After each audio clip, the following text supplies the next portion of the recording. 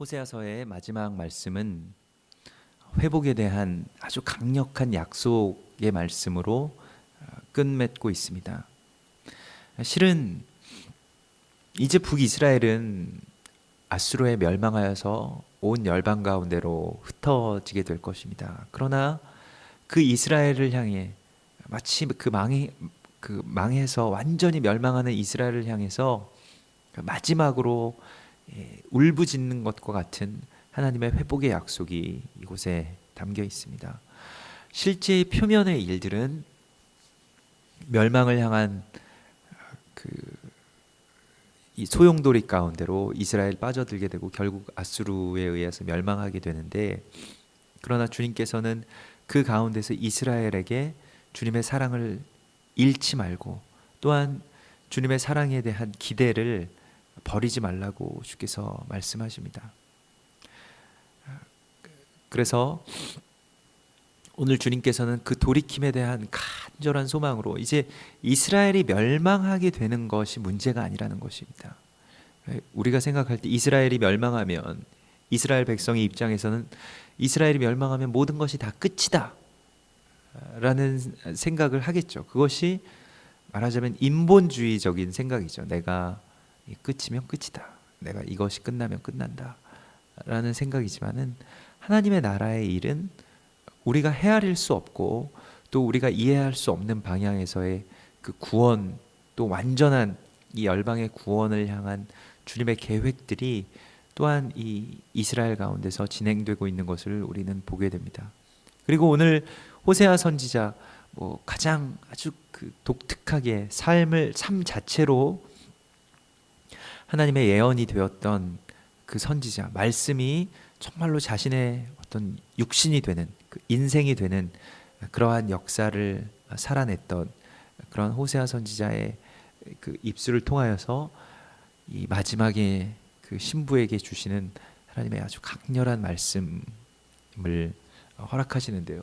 실제로 우리가 호세아서의 배경이 되었던 고멜과 호세아의 이야기 가운데서 어찌 보면 그 고멜이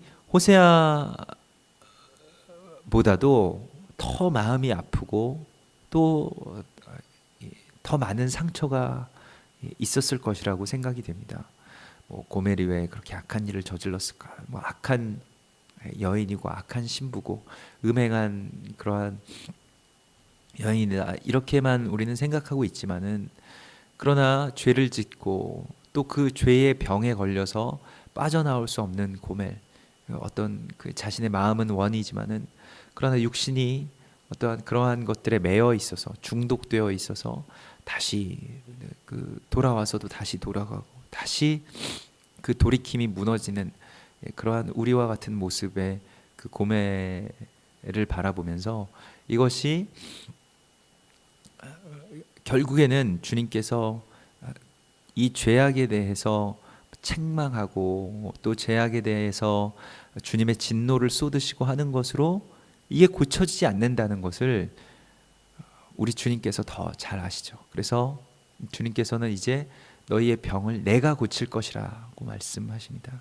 그래서 이것은 이제 지금 이러한 심판이 없어지겠다라고 하는 말씀이 아니고, 이 심판 이후에 하나님의 역사하심으로 말미암아서 너희들이 돌아오게 될 것이라고 말씀하십니다. 그래서 2절에 보면 너는 말씀을 가지고 여호와께 돌아와서, 그래서 그 회복의 관건이 되는 것은 역시 말씀의 회복입니다.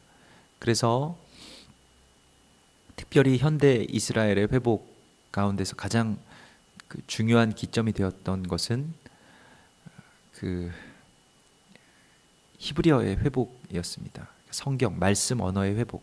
그래서 성경이 기록된 그 말씀 언어로 이스라엘 사람들이 대화하기 시작하는 것.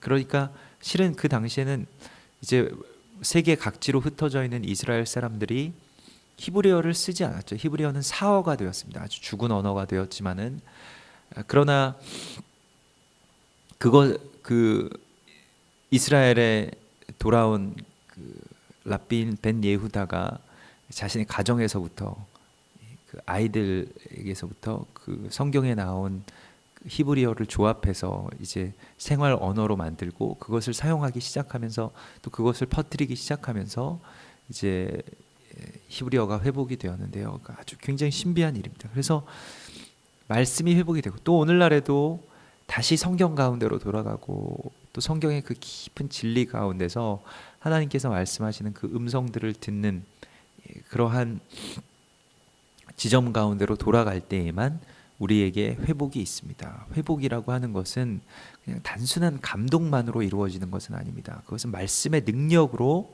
우리가 그 돌이킴을 받을 수 있는 것입니다. 돌이킴이라는 것은 나의 결단이나 후회, 감정의 어떠한 그 고조로 말미암는 그러한 슬픔, 이러한 것과는 좀 다른 차원의 이야기인 것입니다. 그래서 오늘 주님께서 말씀하시는 것은 너는 말씀을 가지고 여호와께 돌아와서 아뢰기를 이제 기도하라는 것입니다. 말씀을 가지고 돌아와서 우리가 해야 할 일은 기도하는 것인데 아뢰기를 기도로서 아뢰기를 모든 불의를 제거하시고 선한 바를 받으소서. 그래서 먼저는 회개에 대해서, 그러니까 우리의 죄를 용서해 주실 것을, 그 우리의 모든 불의를 제거해 주실 길을 구하라는 것입니다. 그래서 모든 불의를 제거하시고 또 선한 바를 받으시는데 그 선한 바라는 것은 어떤 것이냐면 우리의 선한 행실이 아니라 우리가 우리의 입술의 열매, 곧 우리의 찬양, 우리의 예배를 하나님께 드리겠습니다. 이것이 선한 바라는 것입니다. 사람의 행위에는 선한 것이 있을 수 없습니다. 그것은 언제나 불완전하고 그것이 하나님께 드려질 수 없습니다. 하나님께 드려지는 것은 우리의 입술의 열매, 곧 예배, 곧 찬송인 것입니다. 또한 주님의 자비하심을 구하라. 그래서 마치 우리가 아수르의 구원을 의지하지 아니하며 말을 타지 아니하며 다시는 우리의 손으로 만든 것을 향하여 너희는 우리의 신이라 하지 아니하오리니 우리 안에 있는 우상을 제거해 달라고, 우리가 하나님 외에 다른 것들을 의지하고 있었던 것들에 대하여서 이제 회개하는 것입니다. 그래서 아수르, 그 원어의 발음으로는 아시리아라는 발음인데요. 이 아시리아의 구원을 의지하지 아니하며 하나님을 의지하겠습니다라고 하는 것인데, 아시리아라는 그 단어, 그러니까 히브리어로 같은 발음은 내가 구원하리라고 하는 뜻이 있습니다. 그래서 그 하나님께서 이 아수르, 이 나라가 구원하지 아니하고 아시리아, 곧 내가 구원하리라고 하시는 하나님의 그 음성 가운데 우리가 들어가서 그 정말로 고아가 그 엄마를 만나는 것과 같은 그러한 만남을 우리 가운데 허락하여 달라고, 그때 얼마나 기쁨이 있고 환희가 있겠습니까? 그러한 기쁨, 또 그러한 그 외침이 이 안에 있게 해달라고 기도하는 것입니다. 또한 그 내가 그들의 반역을 고치고 기쁘게 그들을 사랑하리니 라고 말씀하시면서 이 반역, 이 음란함과 이 패역함이 죄라기보다는 고쳐야 될 병이라고 주님께서 분명하게 단언하고 계십니다. 사람이 죄를 다룰 수 있다라고 생각하는 것이 율법주의죠. 내가 죄를 짓지 않고 살아갈 수 있다라고 믿는 것은 율법주의입니다. 그러나 죄를 주님께서 다루어 주신다라고 믿는 것이 바로 은혜 안에서 살아가는 우리의 삶인 것입니다. 그래서 우리가 히브리의 뿌리를 찾는다고 할 때에 그 잃게 되는 것 가운데 하나는 이게 그 하나님의 은혜에 대해서 그 다소 멀어지는 경향들을 보게 됩니다. 그러나 죄라고 하는 것은 어떠한, 우리가 물론 율법을 지키고 또 하나님의 말씀 가운데로 들어가야 하는 것은 맞습니다만은, 그러나 그 이전에 죄를 다루시는 분은 오직 여호와 한 분뿐이신 것을 우리가 알아야 되고, 율법은 죄와 관련이 있는 것이 아닙니다. 율법은 하나님을 더욱 사랑하는 일에 관련되어 있는 것이죠. 그래서 율법을 지키고 지키지 않고 하는 것은 죄인이 되고 죄인이 되지 않고 하는 것과는 좀 다른 별개의 문제입니다. 죄인이 되고 죄인이 되지 않고 하는 문제는 그리스도 예수가 나를 위해서 죽으셨느냐 아니면 그렇지 않느냐 하는 것이 죄인과 또한 악인의 그러한 그 모습이고 그러한 구분점이고, 율법을 지키느냐 지키지 않느냐는 거기서 우리가 이제 온전케 된 의인으로서 하나님을 더욱더 사랑하느냐, 그 가운데에 우리가 점점 더 주님을 사랑하게 됨으로써 하나님을 사랑하고 또한 그 사랑으로 이웃을 사랑하게 되는 그러한 길 가운데로 나가는 것, 이것이 바로 율법을 지킨다는 것의 참된 의미인 것입니다. 그래서 5절에 보면 내가 이스라엘에게 이슬과 같으리니 그가 백합화 같이 피겠고 레바논 백향목 같이 뿌리가 바뀔 것이라고 말씀하시는데요. 이슬이라고 하는 것은 굉장히 신비한 것인데 어떤 비구름에 의해서 하늘에서 내려오는 것이 아니라 일교차에 의해서, 그러니까 밤과 또한 아침 그 낮의 일교차에 의해서 아침에 그 물방울이 생기게 되는 것이죠. 그래서 도저히 어디에서 은혜가 있을 법한 그러한 징조도 없고 또 그러한 통로도 없고 그러한 사건도 없는데, 그런데 이 은혜가 이슬과 같이 맺히는 것입니다.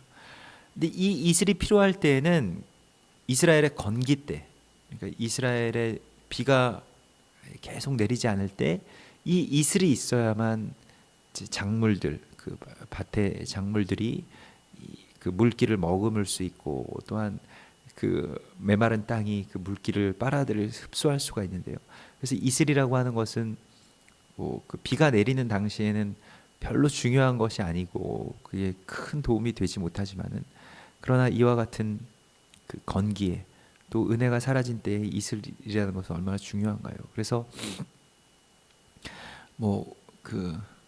이 은혜가 맺혀나는 것은 어디에서부터 오느냐, 우리가 이것을 잘 보아야 되는데, 나는 이스라엘에게 이슬과 같을 것이라고 말씀하시는 것은 우리는 정말 이와 같이 형편없고 부족하고 또 하나님 앞에 패역한 백성임을 우리가 깨닫게 되는데, 주님께 더 가까이 나가면 주님은 너무나도 거룩하시고 너무너무 사랑이 많으시고 완전하신 주님이라는 것입니다. 이 온도 차이에서 주님의 그 은혜가 이제 맺혀나게 되는 것입니다. 우리의 부족함과 주님의 완전함, 그것이 가깝게 만날 때 그 온도차가 크면 클수록 은혜가 많이 맺혀나게 되는 것이죠. 그래서 바울은 그렇게 말합니다. 그러므로 그런즉 죄가 더한 곳에 은혜도 넘쳤느니라. 죄가 크면 클수록 하나님의 은혜는 그것을 더 넘치도록 채워주시는 것입니다. 그래서 그가 이제 백합화와 같이 아주 가장 훌륭한 꽃, 가장 화려한 꽃과 같이 피겠고, 또 레바논 같이, 여기서 백향목이라는 말은 나오지 않지만 그저 그 원문에는 나오지 않지만 번역상으로는 이 레바논 하면 백향목이라는 것, 그 말 줄임표로 쓰였기 때문에 레바논 백향목 같이 뿌리가 박힐 것이라 이렇게 말씀하고 있고, 그 가지는 퍼지며, 그래서 한 어떤 나무의 이야기가 나오는데요. 레바논 백향목 같이 뿌리가 박히고 가지가 퍼지고 아름다움은 감람나무와 같다.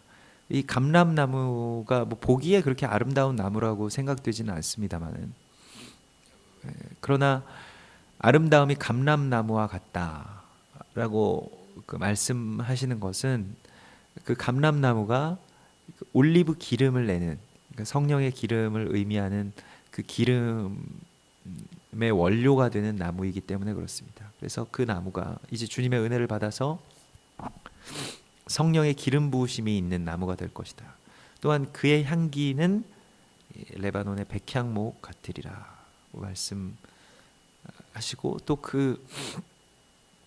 그래서 그 안에서 향기가 나게 되는데 그 향기가 퍼져나가고 그 그늘 아래에 거주하는 자가 돌아올지라 이렇게 말씀하시고요. 그들은 곡식같이 풍성할 것이며 포도나무같이 꽃이 필 것이며 그 향기는 레바논의 포도주같이 되리라고 말씀하시는데요.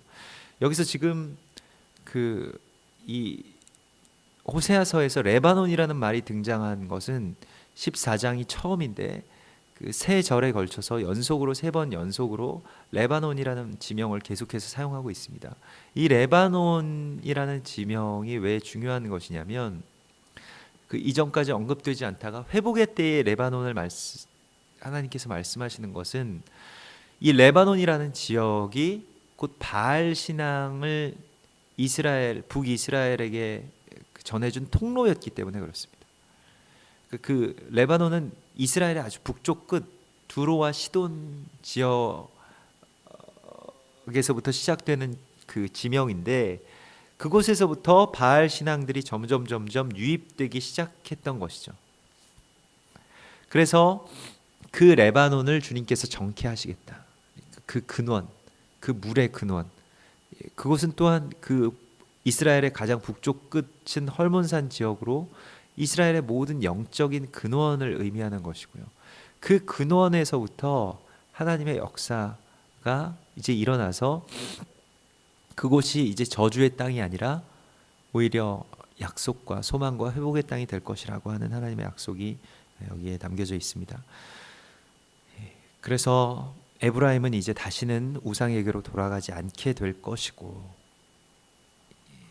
또한 에브라임이 우리 하나님으로 말미암아서 열매를 얻게 될 것이라고 말씀하십니다. 그래서 이것이 다 고쳐졌을 때 에브라임의 어떤 의지, 힘, 또 자신의 거룩함에 대한 어떠한 그 결단으로 되는 것이 아니라 하나님께서 이것을 회복시켜 주신 아주 절대적인 주권 하에서의 자유, 그것이 우리 가운데 주어지겠다고 주님께서 말씀하십니다. 주님의 주권 하에서의 자유. 그래서 더 이상 우상에게 무릎 꿇지 않아도 되는 그러한 참된 자유를 우리 가운데 허락하여 주실 것을 주께서 약속하십니다. 그리고 마지막 절에 아주 간절한 주님의 소망으로 누가 지혜가 있어서 이런 일을 깨달으며 누가 총명이 있어서 이런 일을 알겠느냐. 이것은 탄식이죠.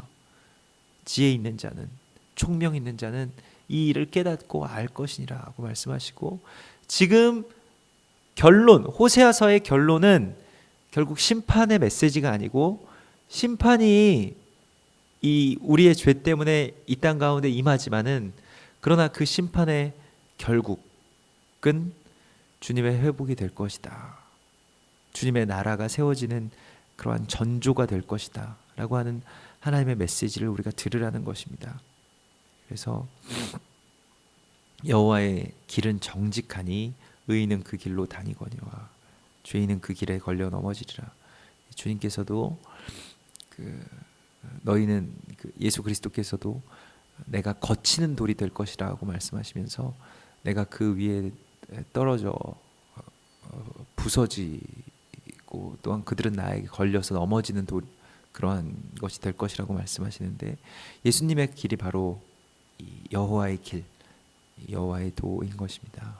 우리가 이런 일을 깨닫고 또 주께서 주신 총명으로 말미암아 주님의 마지막 때의 메시지를 잘 분별하여서 듣고 또 어떻게 행하여야 할지를 아는 주님의 거룩한 남은 자들이 될 것을 믿습니다. 같이 기도하겠습니다.